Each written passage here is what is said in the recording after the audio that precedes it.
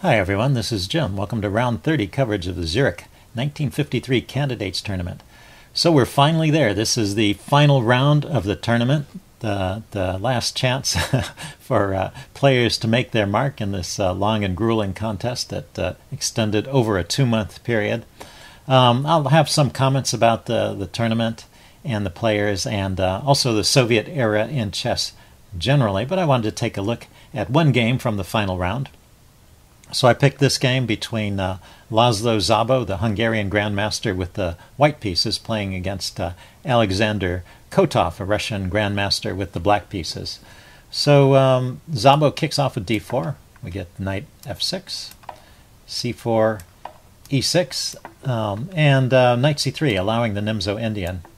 The grandmasters in those days, they weren't afraid of playing the Nimzo Indian. They played it often with this move e3. This was definitely the most popular choice at the time, and this is known as the Rubinstein variation.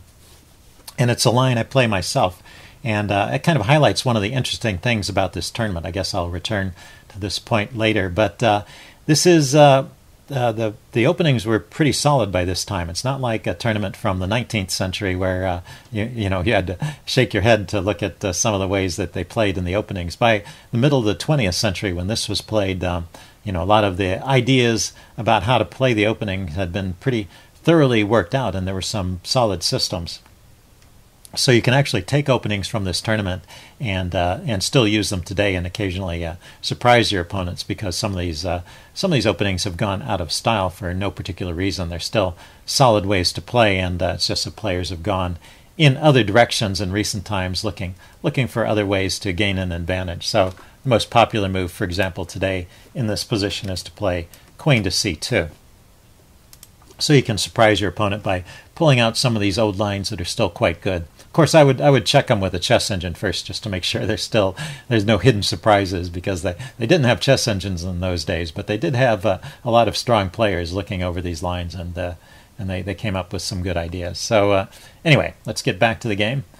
Kotov continues with castles. Bishop d3. This is the main line of the Rubinstein variation of the Nimzo Indian. d5, black just puts his pawns in the center in the main line. Knight f3, c5. So we get sort of the maximum amount of tension in the center, which is left for a moment, castles. And now knight bd7. This is not the top choice here. The top choices for black in this position are either to take on c4, d takes c4, or to play knight to c6. But, knight bd7 is not a bad move. Queen e2, and a6, keeping the knight out of the b5 square. There's a hole here on d6 in the setup you have to be careful about. So knight to b5 to d6 could be a bit awkward. So a3, kicking the bishop, and now this produces some action in the position. The bishop could actually just retreat in this case. It's got a reasonable retreat. There's no longer a pin on the knight, so the bishop is not doing a whole lot on this square anyway, so it's not clear it even wants to stay there. Or you could take the knight and damage the pawn structure, as is typical with the Nimzo Indian. Kotov plays in a different way, kind of interesting. He throws in this intermediate move, c takes d4, threatening the knight. So now there's two pieces hanging. The bishop is hanging, but the knight is hanging too. And you could grab the bishop and trade it for the knight. That would be an interesting way to play. Szabo plays it more simply, he just takes the pawn. And once again, Kotov doesn't move the bishop, but throws in another intermediate move, d takes c5, hitting the bishop. So two bishops are hanging. And once again, Szabo plays simply, just taking the pawn. But, there is an interesting chance here. The chess engine points out, because black's bishop is hanging, white can play the desperado move, bishop takes h7. And after bishop takes h7, knight takes, grab the bishop. And we restore material equality. And it's an interesting position. There's white has some advantages here. For one thing, he has a better bishop. This dark squared bishop has a pretty good scope, whereas this light squared bishop is all hemmed in at the moment. He's also grabbed the pawn near his opponent's king, so weakening the king side, maybe aiding in a future attack. He has some disadvantages too. These pawns look a bit funny, so they may come under attack themselves, the weak pawns on the queen side. So it's an interesting position and probably good for white. But like I said, Szabo was playing this pretty simply. He just played bishop takes c4, and now the bishop really needs to do something. It can take the knight or retreat. Kotov chose to retreat back to e7. Looks like d6 might have been a little bit better spot for the bishop, but it's okay. Bishop to a2, getting off of this square where it's a bit of a target there. Knight to b6. Actually, knight to b6 was played on the next move. Would have come with a tempo on the bishop. And, well, it's out of the way of the b-pawn, so the b-pawn can go forward from this square. Szabo continues, bishop g5, getting his last piece out. And now knight fd7. So this is a good point to talk about the strategy of the game. This is an isolated queen's pawn position. White, with the isolated queen's pawn, has a little more space and a little more center control. So he's going for piece activity. He wants to keep the minor pieces on and possibly a kingside attack. Black, on the other hand, wants to blockade the pawn. He wants to make sure it doesn't come forward and trade itself off at an awkward time. And he wants to trade off the minor pieces. If he can go into endgame or a middle game with only heavy pieces, then this white pawn can be a weakness and can come under attack. So that's the strategy, and this knight d5 move fits into that very well, offering to trade the dark squared bishops, blockading the pawn. But white here is actually happy to trade off the bishop as well. This is one of those trades that suits both sides because, well, that's not his best piece, and this is black's better bishop. So he gets rid of black's good bishop. So far so good. Probably Kotov should take back with the knight here. I think that's the best way to play it. The knight is still guarding from e7. The knight is still guarding the d5 square, keeping it under control. He goes for a different move, which transforms the pawn structure, and we get a different setup here. He goes knight takes c3, a nice tactical trick. White can't afford to take the queen because black grabs the queen with check and will actually win a piece because he'll end up winning the bishop on d8. So white takes the knight, and now black grabs the bishop. And, well, let's put in one more move. White plays c4 immediately. So this is a different position. It's no longer an isolated queen's pawn position. Black has succeeded in getting rid of two sets of minor pieces, but now he has to fight against these pawns. And these are known as the hanging pawns. That was a term that Nimzowitsch used. They're called hanging pawns because they're kind of floating there in midair. They don't have support. They're missing the pawns on either side that would naturally support them. So they have to be supported by pieces if they come under attack. And eventually they may want to move forward. At the moment, they are happy here. They're not. They're defended well enough, and they control a lot of squares, and they're very flexible. So either pawn could go forward. So it's not committed to one move or the other. But at some point, typically will come under enough pressure, and white will get tired of having to use pieces to defend them, that they will be pushed forward one or the other. And so if this pawn comes forward, which is the most common move, black has a chance to blockade the pawns on the light squares. And so what Nimzowitsch calls this is they're trading their active life for a life of blockaded security. So they're actively placed, but maybe in some trouble, or they can go for security, but then be blockaded and not able to do so much. So an interesting trade-off where white will try to keep these pawns active for a while and see if he can gain some mileage out of it. So Kotov goes for knight a4, threatening this fork on c3. Bishop to b3, hitting the knight. Bishop to d7, defending. So black has succeeded in getting his light squared bishop off the back rank and giving it a useful job here. Szabo goes with queen c2, chasing the knight back. Knight to b6. And now Szabo decides to go for this position with c5. And he has some particular ideas in mind. So you don't want to play this move unless you think you're getting something.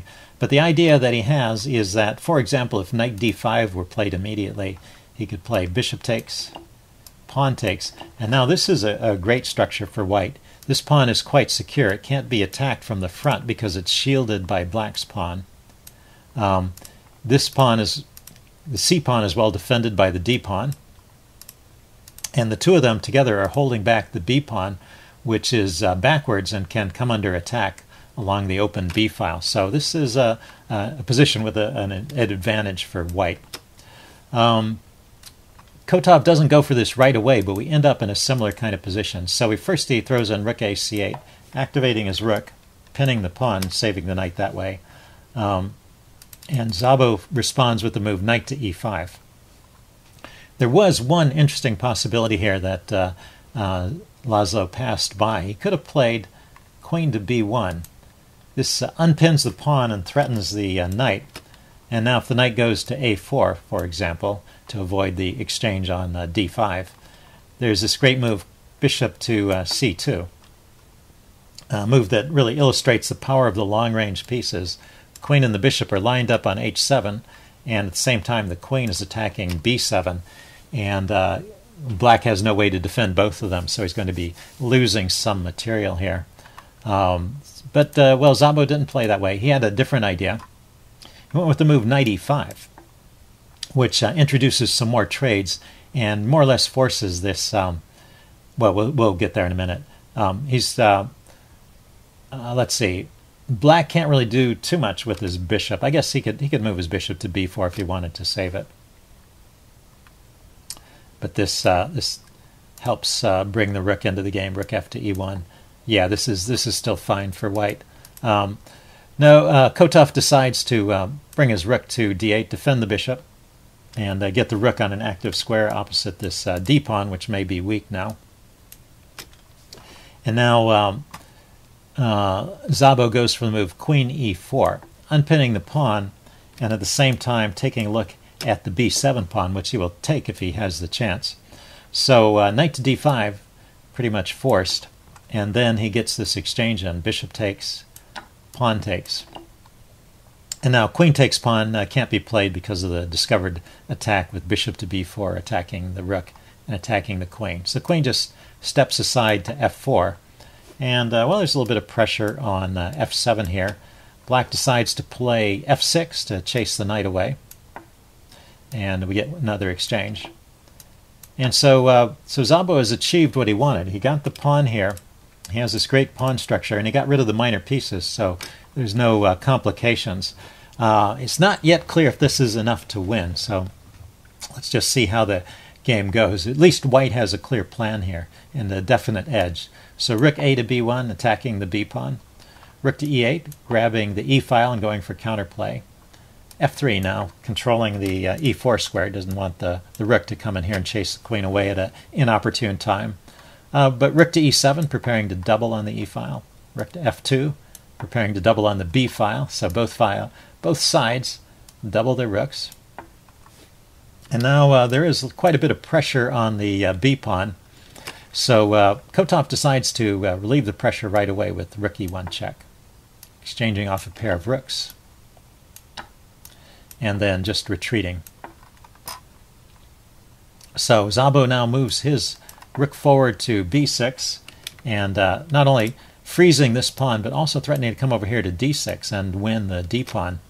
Kotov goes for counterattack, queen to e7, threatening the immediate checkmate. That has to be dealt with, so queen d2.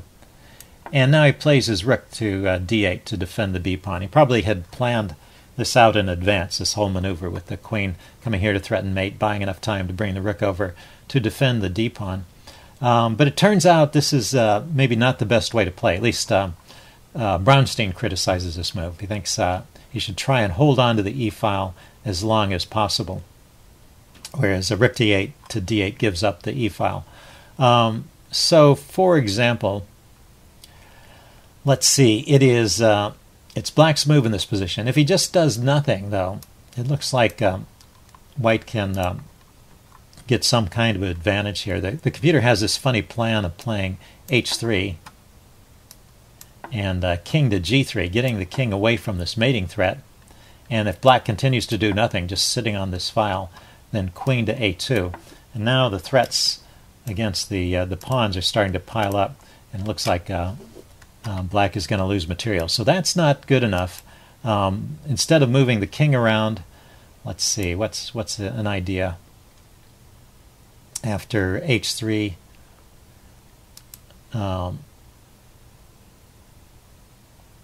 Let's see, or instead of king f7, is there another plan here? g6. The chess engine wants to start moving these pawns forward. It's not clear if this is going to help or not, actually. Eventually black runs out of pawn moves and we may get a similar kind of situation. I do want to point out that the immediate rook to d6 doesn't work. Back up.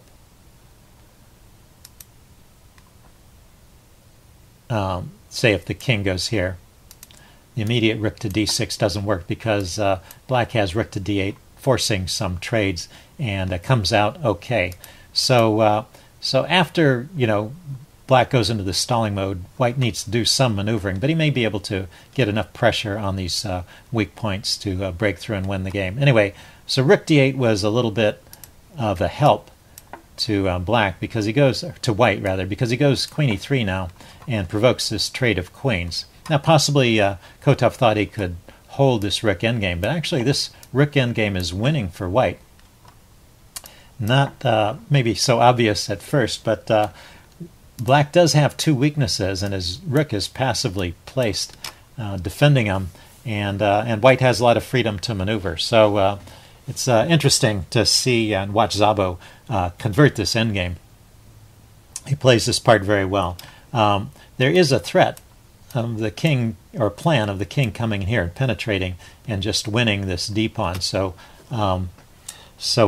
black has to be aware of that. It could be held back with some pawn moves. It can move the pawns. Black could move the pawns forward to keep control of those squares. So what Szabo starts off with is the move h4. He's going to push these pawns forward to try and gain some space over here and keep black from setting up a defensive perimeter with his pawns.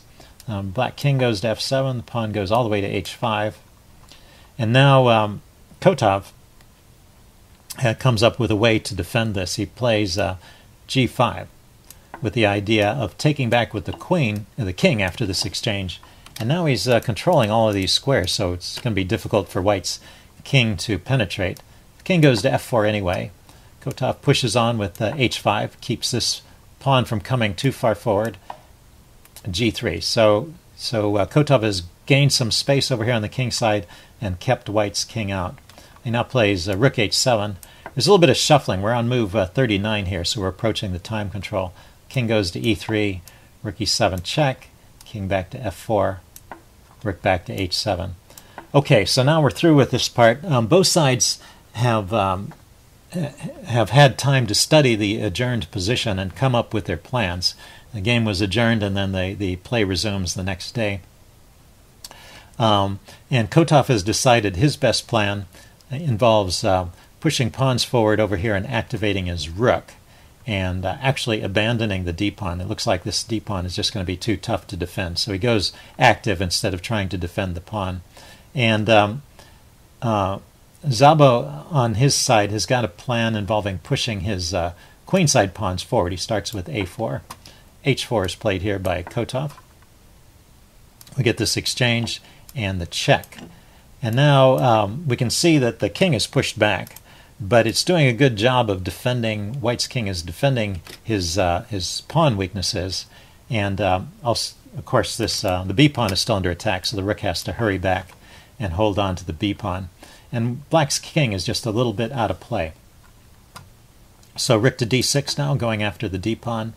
The king comes over here with ideas. Oh, cancel that. He played rook e7 check first, and the king goes to d3. And now black's king comes forward with maybe ideas of getting counterplay against the f-pawn. So rook checks, king comes forward again, and rook back to d6. And now a very important point. Black cannot grab the f-pawn. He would really like to take that pawn, but white is just going to grab this pawn with check, and that will force the king back to the g-file because these squares are all covered by the king. So the king under check, white's king is preventing black's king from getting back into the game, and it's forced off to the g-file. And then white's rook can just stay here on the f-file, keeping black's king cut off, and white's king comes forward and these pawns come forward, and it's a simple win. So it's just not possible to take this pawn. Kotov plays f5 to shield the king from checks. The rook comes to f6 anyway, and once again, he cannot take the f-pawn.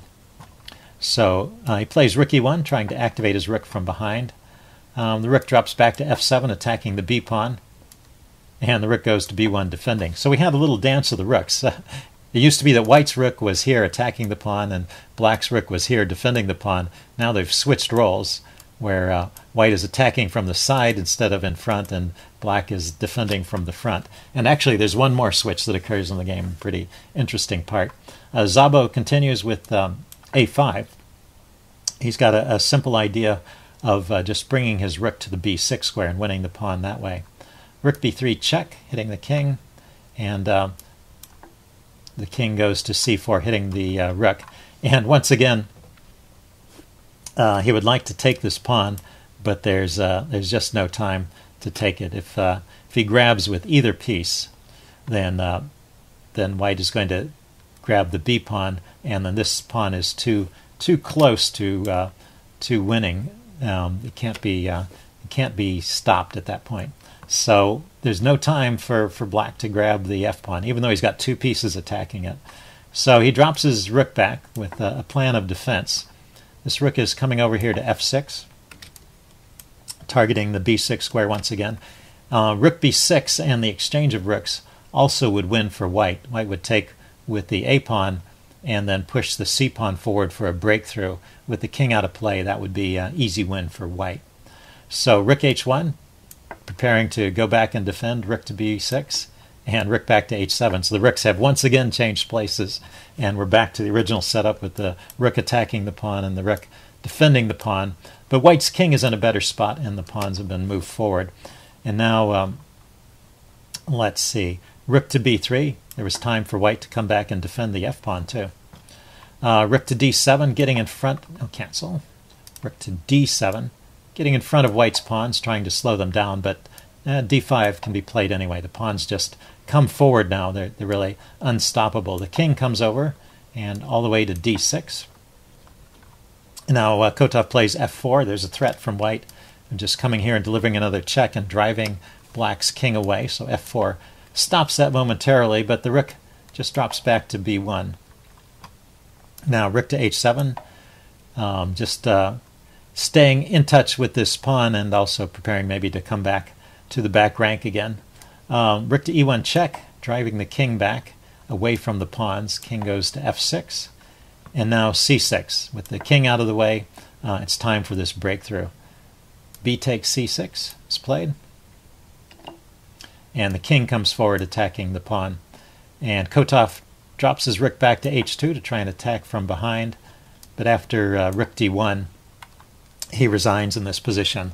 It just can't be stopped. This pawn is going to become a queen. If the king comes over, notice the king can't go to this square. If the king comes over to this square, the pawn just gets pushed forward, so that's not helping. And if the rook comes over to deliver a check, notice the king has this route. It can go to b6, and then it can go to c7, using the c pawn as shelter. And it can't be checked from in front, and so this pawn will come through once again. So there's no way of stopping the pawn from becoming a queen, and Kotov resigned at this point. So that's how the game ended. Very nice win from Szabo. I wanted to show one of his wins because, well, I'd shown one of his losses earlier in a couple of draws, but not one of his winning games, and he did play some nice chess, so good to get that in. So that ends the tournament. In the final standings, Smyslov won the tournament.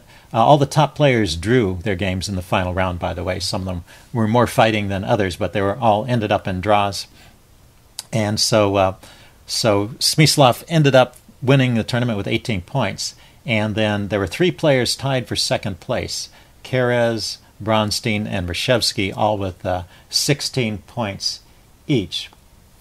So I wanted to talk a little bit about the players after this tournament.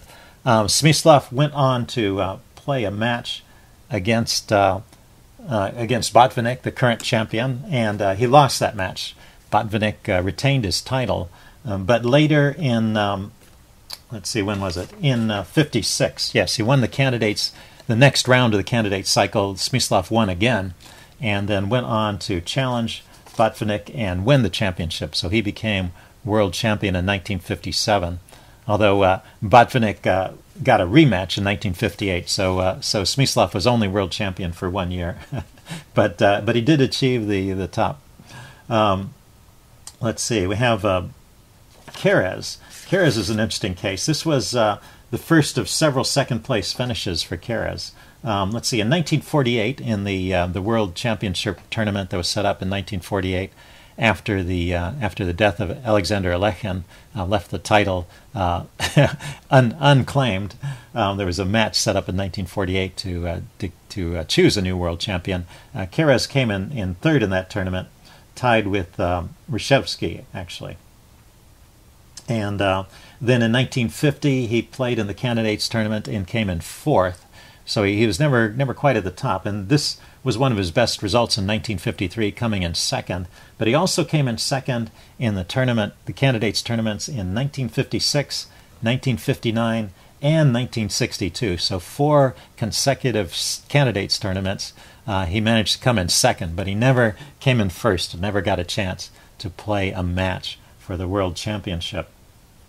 In Bronstein, in his case, he was... this was also one of his top results, this second place finish in the Zurich tournament.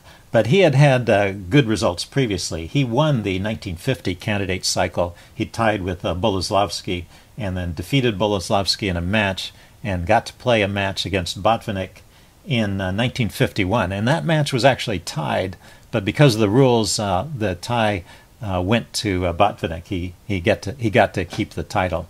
So that was Bronstein's best result. After this tournament, Bronstein came in third in the 1956 candidates cycle, and he never really challenged for the top after that, although he continued to play, and he was invited to other candidates tournaments. And also he became famous as a writer. You see, he wrote quite a good book here. As for Reshevsky, this was his best result. He also participated in the 1948 World Championship match, and he came in third, tied with let's see, he was tied with Keres in that match. Actually, there were only 5 players in that match, so the fact that Keres and Reshevsky came in third in that match was not such a great result. But anyway, this was his closest approach to the World Championship, coming in second in this tournament. He didn't play in the 56 cycle. He had other good results, though, later in his career. In 1955, he was part of the USA team. There was a team match between USA and Russia in 1955 that was played in Moscow. And Russia won the team match, but the top boards were Botvinnik for the Soviet Union and Reshevsky for the United States. And in their individual games, they played 4 games. Reshevsky defeated Botvinnik with 1 win and 3 draws. So Reshevsky was really quite a strong match player. It would have been an interesting match that he never had the chance to play. Okay, so let's talk a little bit about the tournament. This was a great tournament. There were the top 15 players of the world, with the exception of Botvinnik, were all playing here. It's really interesting how dominant the Soviets were at this time. Of the 15 players, 9 of them were from the Soviet Union. Although today we would count it differently. Well, since the breakup of the Soviet Union, the players would, after the breakup of the Soviet Union, I should say, these players would have hailed from different countries. So there are 3 players from Russia, 4 from the Ukraine, 1 from Estonia, and 1 from Armenia. They were all playing for the Soviet Chess Federation, but they would be from 4 different countries if this tournament was held today. The tournament itself is a pretty good example of the Soviet chess. They brought a lot. The Soviets did a lot of interesting things for chess. First of all, they developed a system of recognizing talent throughout the country and training up potential grandmasters. So they had a strong crop of grandmasters, which is why they had such a dominant performance. And they also brought a lot of new ideas in chess. You'll see there are a lot of dynamic openings for black were introduced by the Russian players. The King's Indian defense and the Sicilian defense, these fighting openings for black. And a third contribution was the dynamic style of play. So the very classical style of play that was promoted by Capablanca and was prevalent in the pre-war era before World War II. Alekhine had challenged that to some degree. Alekhine was a very dynamic player, but the Soviets really developed this element of chess, playing in a dynamic style, giving up exchange sacrifices, making positional sacrifices, and compensating for this with peace activity. So some good things for chess were done. And I have to say the book, I wanted to mention that the book written by Bronstein on this tournament is one of the classics of chess literature. So something it's well worth spending some time with, particularly if you're interested in the middle game in chess. Bronstein is very brief in his discussions of the openings. In any case, the openings are a bit out of style these days, so it's not a place to go to find the latest opening theory. But he goes into more detail talking about middle game plans and ideas and strategies, and it's a great book from that point of view. And also, as I mentioned earlier, actually, you can mine these games for opening ideas as well, which some of them, most of them, in fact, are quite solid. The way they played the openings was pretty solid, and so these openings can still be played today, and you can maybe surprise your opponents with openings that have fallen out of style. But I have to mention, while talking about the positive side of Soviet chess, I have to mention the downsides of it too, which were also evident in this tournament. Well, here let's first of all let's take a look at the whole Soviet era. So, starting in 1948, when Botvinnik won the World Championship tournament that was set up in 1948, he was the winner of that tournament. He became the champion. He defended his title against Bronstein and Smyslov. Smyslov finally broke through on the second try in 1957, held the title for 1 year, then Botvinnik won again. Tal won for 1 year, and then Botvinnik with the rematch. And finally, someone new comes in, and Botvinnik is finally retired after 1963. So from 48 to 63, that's a 15-year span. He really dominated chess.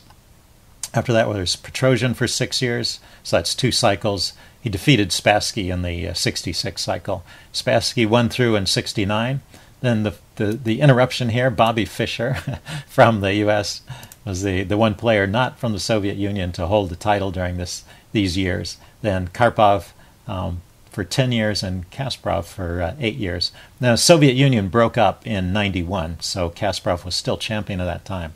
So from 1948 to the end of the Soviet Union in 1991, a span of about 43 years, they really dominated the chess scene.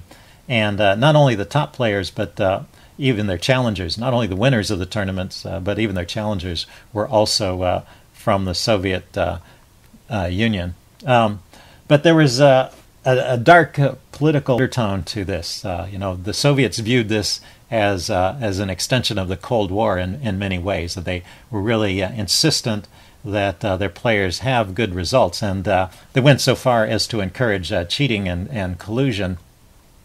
And in fact, this did go on at the 1953 tournament. So this tournament is like a microcosm of the Soviet era. You get both the good and the bad. And one of the ways that cheating can occur in these tournaments is that players can agree to take short draws. And so it's not doesn't show up so much in the immediate results, but what happens is a player who's got a couple of easy draws or short games can come into a critical game feeling refreshed and have more mental energy to attack the game with. And it really, in a long tournament like this, can make a significant difference. So I did some investigation just to see if I could see what was going on, if you could find some evidence other than what's been reported. And I looked at the short draws, so it's not so evident, I'll have to say. There was like up to move 25. I would say round 25 was the decisive round where Smyslov defeated Reshevsky. I looked at the number of short draws for each player, and there was Smyslov in that time had 6 short draws, and his opponents, 4 of them were Soviets: Boleslavsky, Taimanov, Averbach, and Boleslavsky, and those were the Soviet players. And 2 of them were non-Soviet, Najdorf and Stahlberg from Sweden. So 6 draws, but Reshevsky also took short draws. One of them with Boleslavsky again, another one with Geller, one with Najdorf, and one with Szabo. So 4 short draws versus 6 short draws. It's not a huge difference. And there were even some Soviet players that gave him draws. Now, as we approach the critical period here, the rounds 23 and 24, leading up to the round 25 defeat by Smyslov. Smyslov won this round 25 game against Reshevsky and really won the tournament with that victory. We see that on Smyslov's side, he had a bye round for round 23, and this was something that was set up ahead of time by the organizers, so that can't really be blamed on collusion, I don't think. And then there was a short win over Keres. And what Bronstein writes about this is he says actually Keres was ordered to draw that game, and that but Keres started playing. The idea being to take a short draw so that Smyslov would be refreshed for the next round win. And then Keres during the game, just started seeing some winning possibilities and started playing for a win. Got ahead of himself and ended up losing. So pushing too hard for the win.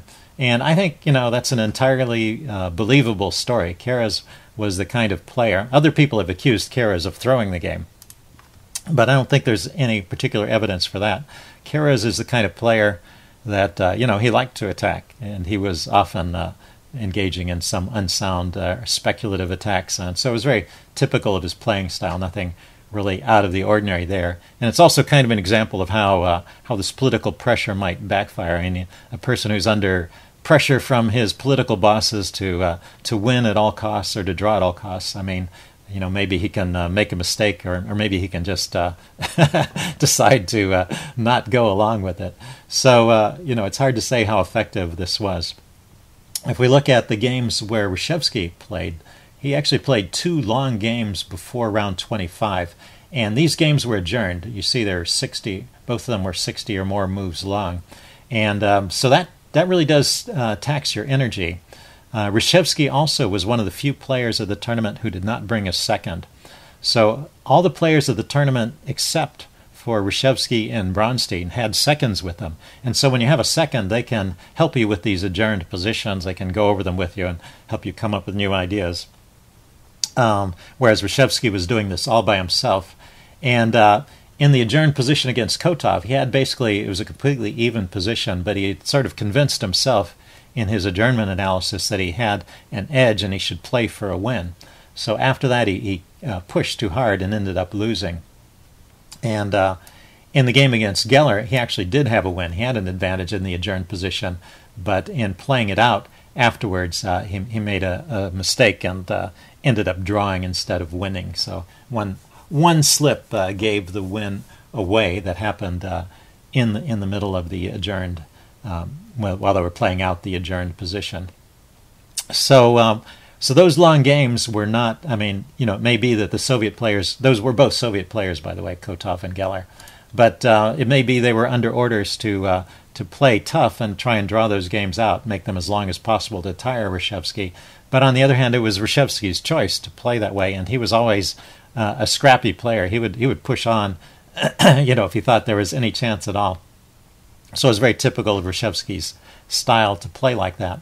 So anyway, you can't, I would say, look at the charts and the numbers and say for sure whether there was cheating or not. But we do have the reports of the players, Bronstein, and also there was one other, I think it was Petrosian's second, also said that the players were colluding in some cases, agreeing to short draws, and they were under orders from their political handlers to play that way. So it's really a shame that there's this kind of stain on this Soviet era of chess due to the political influences, and it really reached a peak in the 62 cycle. Let's see, the 62 cycle was won by Petrosian, but at the 62 candidates tournament in Curacao, the cheating was so blatant. The top 3 finishers of the tournament were all Soviets. They played. It was a quadruple round robin, so they each played each other 4 times. So it was a total of 12 games. All 12 games were drawn, and the average length of the games was 19 moves. That's really short. So Bobby Fischer complained very publicly about that, and FIDE after that changed the rules.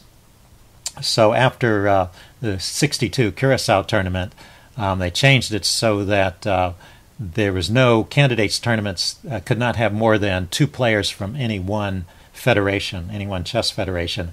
And then because there were so many Soviet players that still wanted to compete, they changed the system a little bit. So they had interzonal tournaments, and then they had candidates matches, which were 1-on-1. And so the system was more fair after that, I think. But Fischer was disgusted. He didn't even play in the next cycle, the '66 cycle, when Spassky won that one and lost to Petrosian. Won the candidates cycle and then lost to Petrosian. So it wasn't until '69 that he finally got convinced to play again. And in fact, he only got in through kind of a back door where Pal Benko had been invited to one of the interzonal tournaments, and he dropped out in favor of Fischer, gave Fischer his spot, so that Fischer had a chance at that tournament. He went on to win and then defeated all of the candidates in the various candidates matches, and then went on to win the title in '72. So really, it's kind of a tribute to Bobby Fischer here, that he was able to overcome the amount of pressure and political influence, and also great skill of the Soviet chess players to win through to that title. But he never defended the title, and it went back to Karpov in '75.